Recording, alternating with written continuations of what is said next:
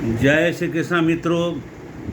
मैं वासुकी शरण प्रसाद आज आपके समक्ष श्रीमद् भगवद गीता की कड़ी में अध्याय 2 का 35वां श्लोक से लेकर 38वां श्लोक अर्थात 4 श्लोक का पठन करने जा रहा हूँ। यह अध्याय सांख्य योग के नाम से कहलाता है। सांख्य योग वस्तुतः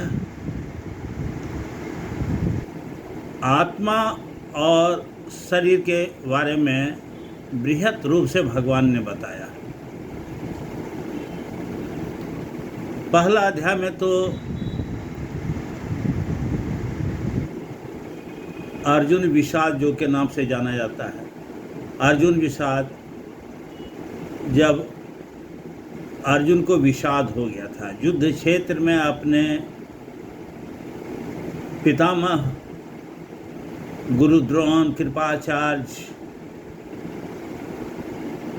अपने भाइयों ताऊ, मामा को देखने के पश्चात इसे विषाद हो गया। क्या हमें अपने बंधुओं बांधवों के साथ युद्ध करना होगा?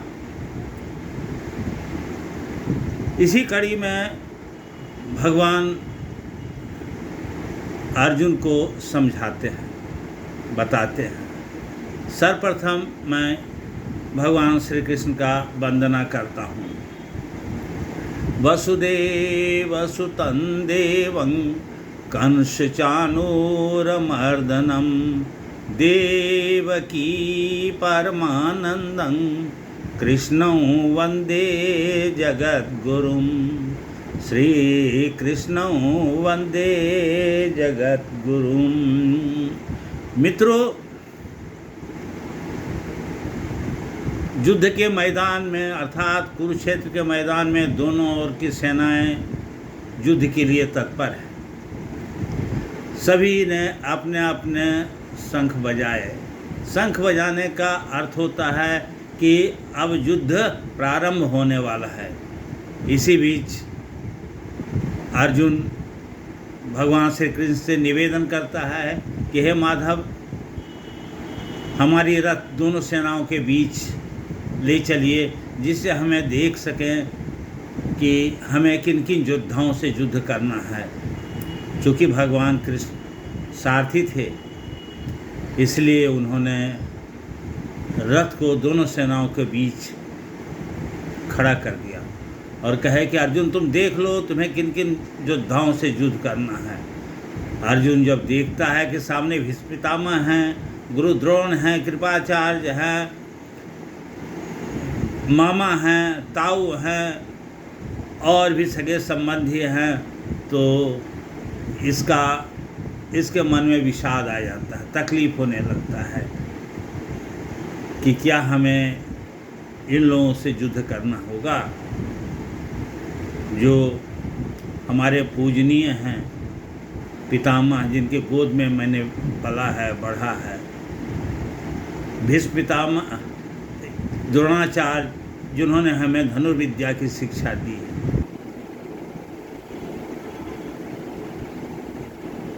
ये सभी हमारे सम्मानित हैं। क्या इन लोगों से हमें युद्ध करना होगा? इन पर हमें बाण उठाना होगा, अर्थात बाण चलाना होगा? क्या हमें पाप नहीं लगेगा? वास्तव में वास्तविकता तो यही है कि हम भी अपने गुरुजनों पर, अपने पूजनीय व्यक्तियों पर हाथ नहीं उठाते हैं। यह पाप लगता है। लेकिन अर्जुन युद्ध क्षेत्र में है। अर्जुन के मन में बार बार यही विषय आ जाता है कि इन्हें मारकर हमें पाप लगेगा। वैसे युद्ध के मैदान में कहना मुश्किल होता है कि कौन मरेगा, कौन बचेगा, कौन जीतेगा, कौन हारेगा। सिर्फ उसमें योद्धाओं का परम कर्तव्य होता है कि युद्ध करना। जय विजय, जीत हार, लाभ हानि सभी को त्याग देता है। अब अर्जुन के मन में विषाद आ गया। युद्ध के परिणाम देखकर अर्जुन थरथर कांपने लगता है। गांडीव उसके कंधे से सरकने लगता है, पैर थरथराने लगता है और वह रथ पर बैठ जाता है। भगवान से बहुत ही विनीत स्वर में कहता है कि हे माधव, मुझे युद्ध करने की इच्छा नहीं है, मैं युद्ध नहीं करूँगा।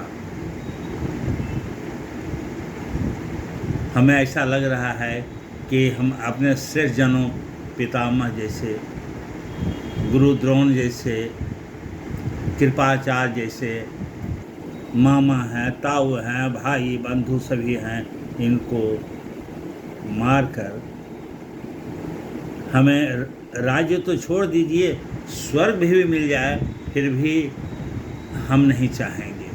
स्वर्ग की भी इच्छा हमको नहीं होगी। भगवान चुपचाप अर्जुन की बात सुन रहे थे। अंत में अर्जुन भगवान के चरणों में अपने आप को समर्पित कर देता है कि हे मधुसूदन, इस युद्ध क्षेत्र में हमें कुछ दिखाई नहीं पड़ रहा है, मेरा विवेक काम नहीं कर रहा है, हम अपने कर्तव्य को भूल गए हैं। हमें क्या करना चाहिए, नहीं करना चाहिए, हम समझ नहीं पा रहे हैं। आपको हम अपना गुरु मानते हैं और एक गुरु के नाते हमारे कल्याण के लिए, हमारे हित के लिए जो अच्छा हो वो हमें आप बताएं। भगवान मुस्कुराते हुए अर्जुन को जवाब देते हैं। भगवान कहते हैं कि अर्जुन, तुम भूल गए कि तुम एक क्षत्रिय हो और क्षत्रिय का पहला कर्तव्य क्या होता है कि जो अधर्मी है या अधर्म का साथ दे रहा है उसके विरुद्ध हथियार उठाना, उसको परास्त करना, उसके विरुद्ध युद्ध करना, चाहे वह कोई भी हो। अगर कोई क्षत्रिय ऐसा नहीं करता है तब वह पाप का भागी होता है। इसलिए कि जिस कर्तव्य के लिए तुम्हारा जन्म हुआ वह तुम अपने कर्तव्य पथ से भटक गए हो। इसलिए है अर्जुन, चूंकि जो भीष्म पितामह हैं, द्रोण हैं, कृपाचार्य हैं और ये सभी जो भी तुम्हारे विपक्ष में हैं सभी अधर्मी हैं। अधर्मी का अर्थ होता है कि जो अधर्म का साथ देने वाले अधर्मी कहलाता है। चाहे मनोयोग से साथ दे या पूर्ण रूपेण साथ दे, सभी अधर्मी हैं। और अधर्मी के विरुद्ध हथियार उठाना एक क्षत्रिय का सबसे परम कर्तव्य होता है, सबसे मूल कर्तव्य होता है। अगर तुम इससे विमुख हो जाओगे तब तुम्हें पाप लगेगा।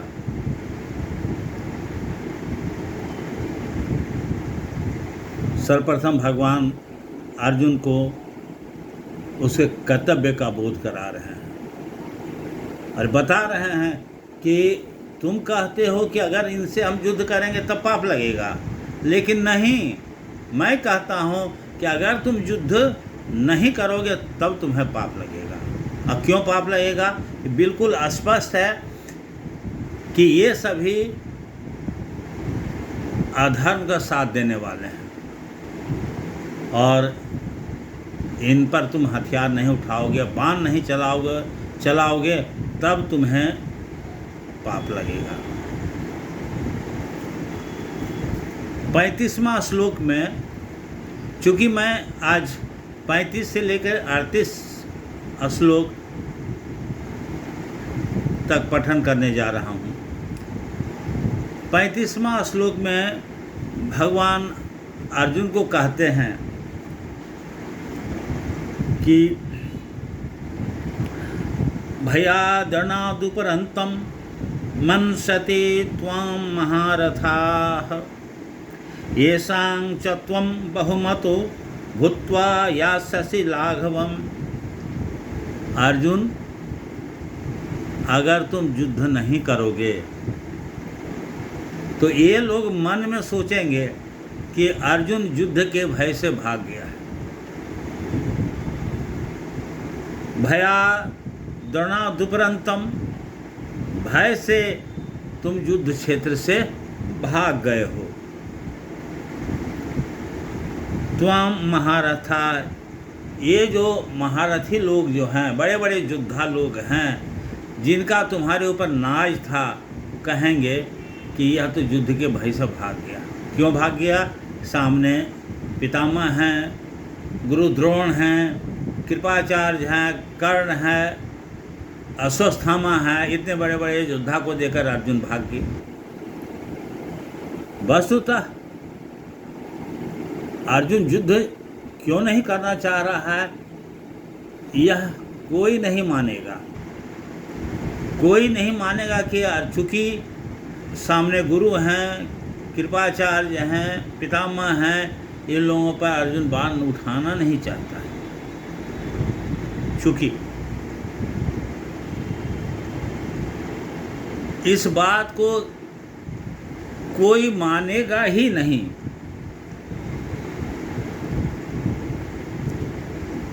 और जिन लोगों पर तुम्हारे लिए सम्मान था कि अर्जुन एक महारथी है, सर्वश्रेष्ठ योद्धा है, वह तुमको हीन भावना से देखेंगे और बहुत ही छोटा समझेंगे कि अर्जुन को मैंने क्या समझा था और क्या निकला।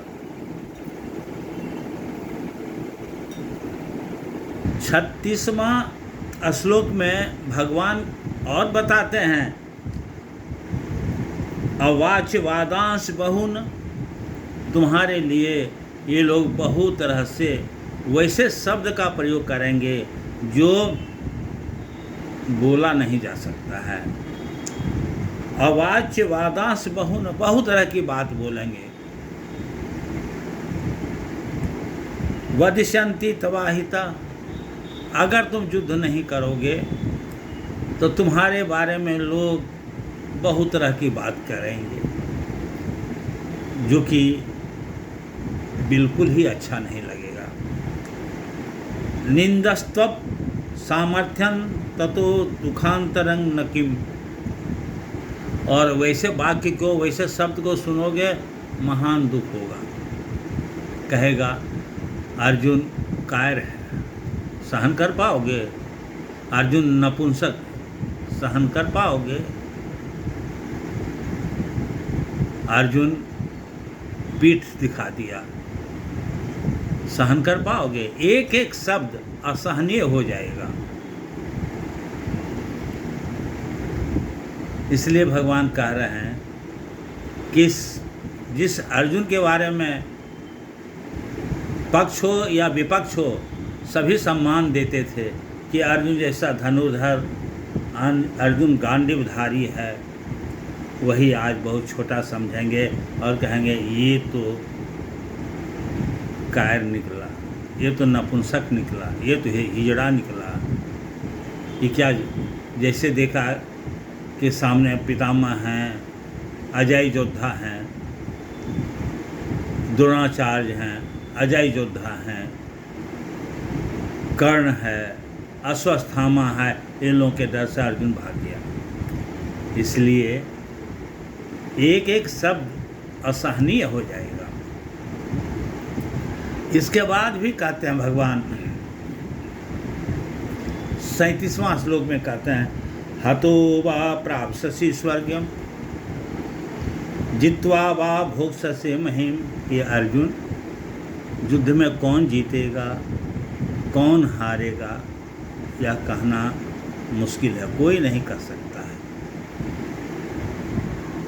पहले ही भगवान कह चुके हैं कर्मण्येवाधिकारस्ते मा फलस्य कदाचन। भगवान कह चुके हैं कि तुम्हारा अधिकार तो सिर्फ कर्म करने से है, उसे के फल पर तुम्हारा अधिकार नहीं है। यहाँ भी वही कहते हैं हतो वा प्राप्स्यसि स्वर्गम। एक बात है कि अगर तुम वीर गति को अगर तुम वीर गति को प्राप्त हो जाओगे तो तुम स्वर्ग को प्राप्त करोगे।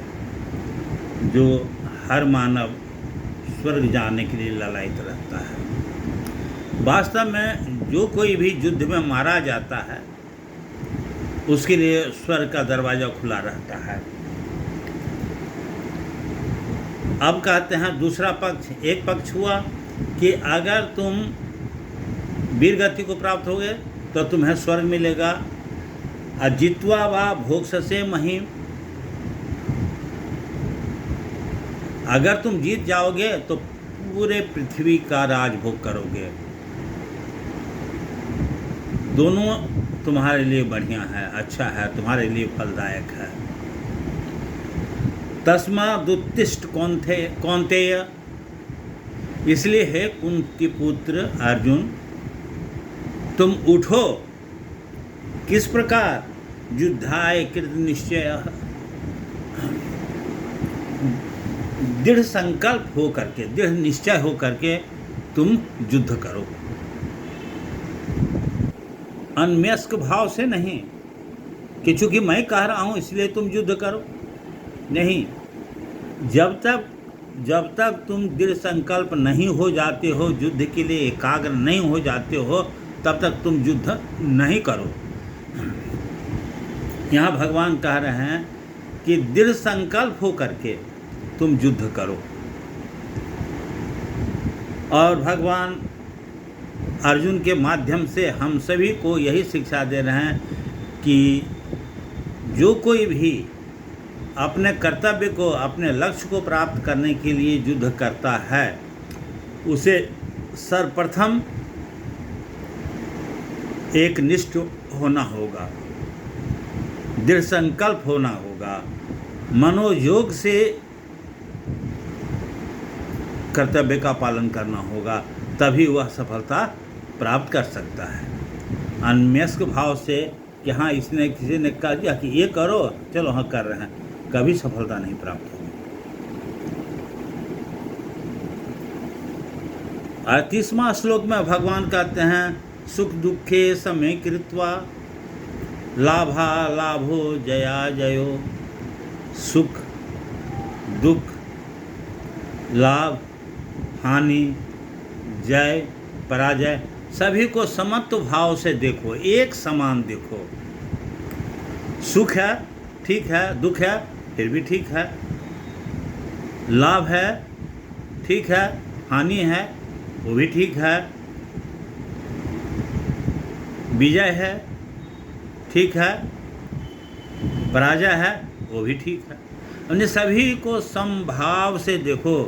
ततो युद्धाय युद्धस्व नैवम पापम वश्यसि। कहता है कि इस तरह से अगर तुम युद्ध करोगे तो तुम्हारे ऊपर पाप नहीं लगेगा।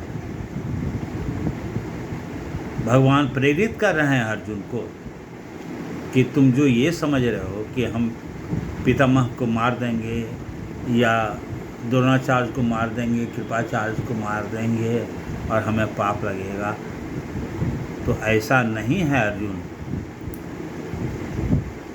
चूँकि ये लोग अधर्म के साथ में हैं,